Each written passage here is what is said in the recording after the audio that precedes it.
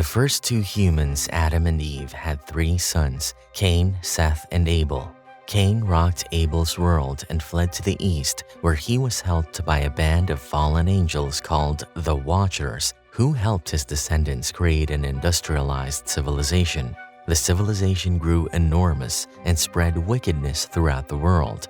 Only the few descendants of Seth are left to defend and protect the Creator's lands. The movie begins with Seth's descendants, Noah and his father, who are sitting on a rocky terrain. His father is teaching Noah about their ancestors as he performs a ritual. But the ritual could not be completed, and the peaceful atmosphere ends abruptly when a large group of Cain's descendants, led by a man named Tubal Cain, come to the place for mining. Noah runs to hide behind the rocks while his father goes to confront the intruders. But the descendants of Cain are hostile towards the descendants of Seth, so Tubal Cain gives no warning before cutting down Noah's father with an axe. Seeing that his father is dead, Noah runs for his life in fear and manages to escape unseen. In the next scene, Noah is now an adult. He is collecting plants along with his two sons when he suddenly sees a water drop falling from the sky. He looks up towards the sky, confused because there are no clouds. When he looks down again, he sees a flower grow from where the drop had fallen, like a miracle. Right then, he sees a wounded animal running away with arrows embedded in its stomach. This means that hunters are nearby. Noah quickly instructs his sons to hide, and he cautiously goes to follow the animal. He approaches the poor creature with his "Are you not entertained?" pose to help it. Unfortunately, it is too late. As it takes its dying breath, the hunters find it, but Noah refuses to let them take the animal. This results in a fight, and he kills all the hunters to avenge the animal.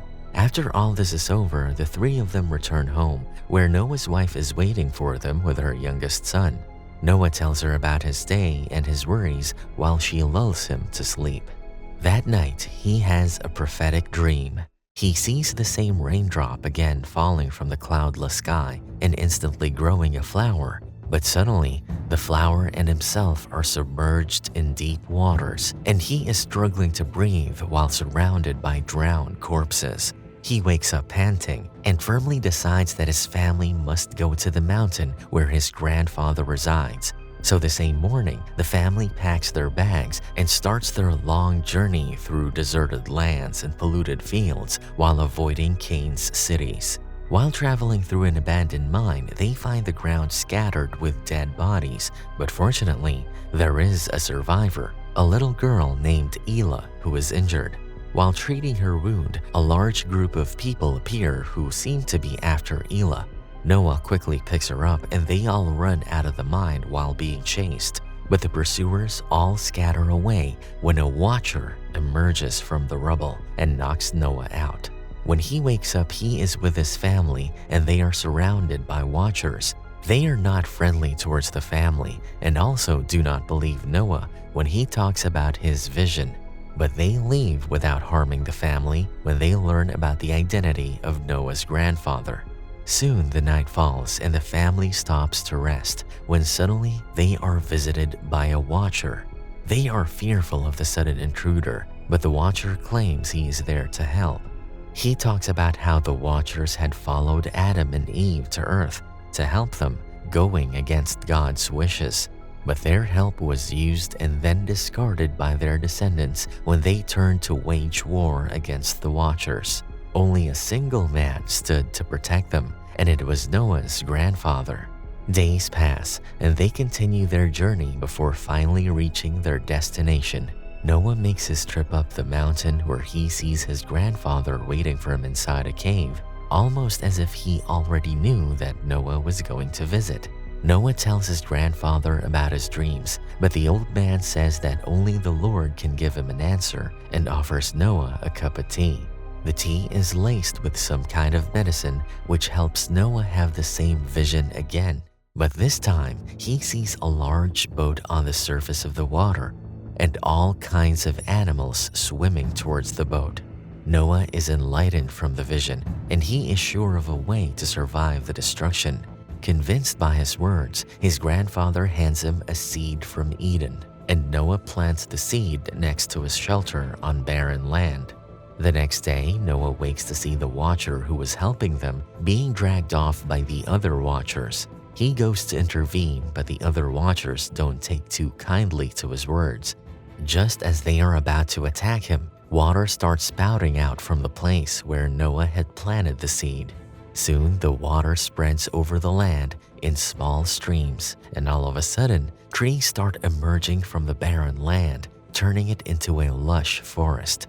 The stream reaches far and wide, growing small patches of moss and grass along its banks.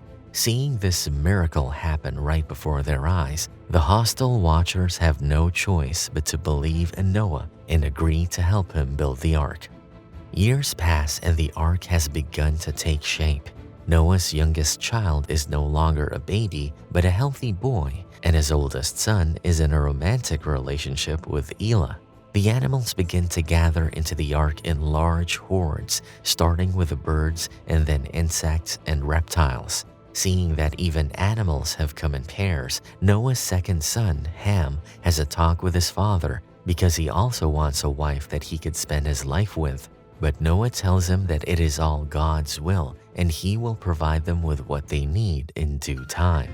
But the peace does not last long because Tubal-Cain suddenly appears, leading a small army to the ark and demands Noah to let them inside. Noah refuses because the ark is only to save the innocent and has no place for the descendants of Cain, who have led the world to ruin. Tubal-Cain is enraged by his words and is prepared to kill him to enter the ark by force, but stops when the watchers come to Noah's aid. Seeing the group of intimidating watchers, Tubal-Cain's men grow fearful and they start hesitating. He has no choice but to back away, but before he leaves, he threatens Noah that he would surely come back to seize the ark. While Tubal-Cain and his men prepare for battle against Noah and the watchers, the last horde of animals enter the ark, the mammals. Noah is approached by Elah, who tearfully asks him to find a wife for his oldest son too, when he goes to find wives for his two younger sons, because although Elah and his oldest son are in love, she cannot have children, so she deems herself unfit to be his wife. That night, Noah sets out to Cain's camp to find wives for his sons, but the sight he sees leaves him scarred. People climbing over each other for food, fathers selling their children for a piece of meat, and animals being torn apart while they scream. Noah escapes from the horrid place and goes back to his ark. Ham gets angry seeing his father return empty-handed. Noah tells him that there will be no wife for him because the storm is coming soon. Unable to accept the situation, he runs away into the forest. Noah's wife comes up to him to inquire further, and Noah reveals that he and his family aren't innocent either, and they are meant to die after helping the innocent animals survive the flood. She is unable to bear the thought of her children dying alone, so she goes to Noah's grandfather for help. But he has no advice to give, as the decision is up to Noah entirely. While Elah is searching for Ham inside the forest, she stumbles upon Noah's grandfather. He accepts her into the family and says that he will give her a gift. He lightly touches her stomach, and Elah feels her old wound heal completely. At the same time, Ham has gone deep enough into the forest to enter the camp of Cain's people. There he meets a girl in a trench filled with dead bodies and decides she is wife material, so he goes to take her back to the ark. The sky grows heavy with dark clouds, and soon rain begins pouring down. While running to the ark, Ham's girlfriend gets her leg stuck in a trap. He desperately tries to free her, but Tubal-Cain's army is fast approaching from behind. Noah comes right in time to rescue them, but he has no time to save the girl and leaves her behind and forcefully takes Ham away to the ark. The army attacks the ark, but the Watchers are there to guard it. The Watchers are strong, but Tubal-Cain's soldiers are numerous. One after another, the Watchers are all defeated, and they return to the Creator in a burst of light. It doesn't take long for the flood to come in full force as the water bursts from the ground, resembling giant pillars. Before long, everything is swept away in the flood. Among screams of the people drowning, only the ark remains afloat, keeping Noah's family safe along with all the animals. But somehow, Tubal-Cain has also managed to enter the ark and is in hiding. He is found by Ham, who tries to help him by giving him food. Seizing this opportunity, Tubal-Cain convinces him to take revenge on his father for leaving his girlfriend to die. While he and Ham are plotting together, Elah becomes pregnant. Noah, who thinks it is God's will for humans to die out, is furious as he thinks they are going against God.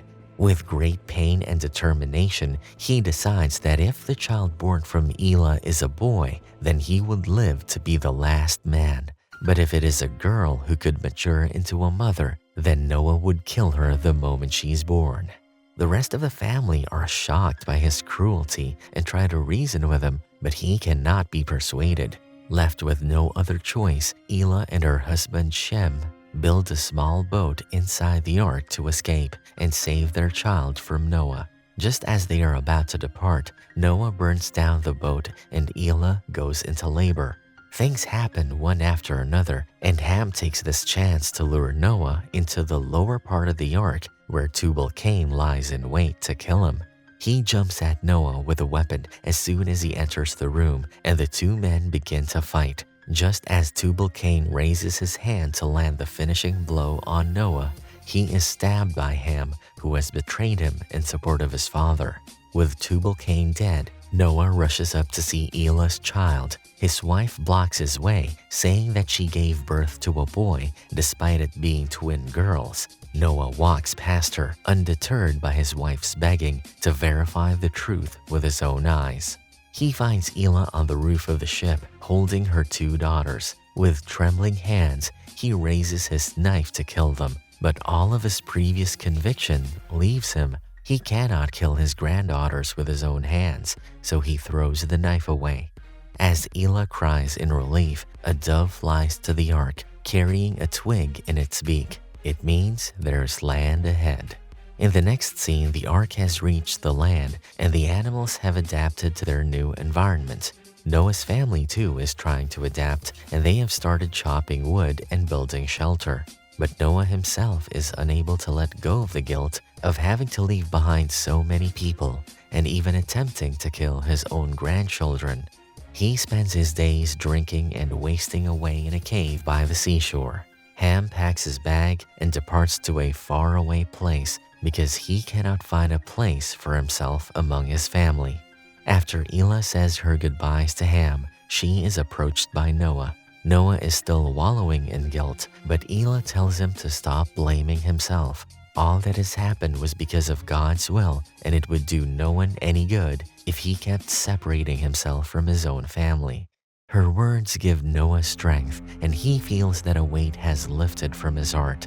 He wants to start again, a new beginning where he is a husband, a father, and a grandfather.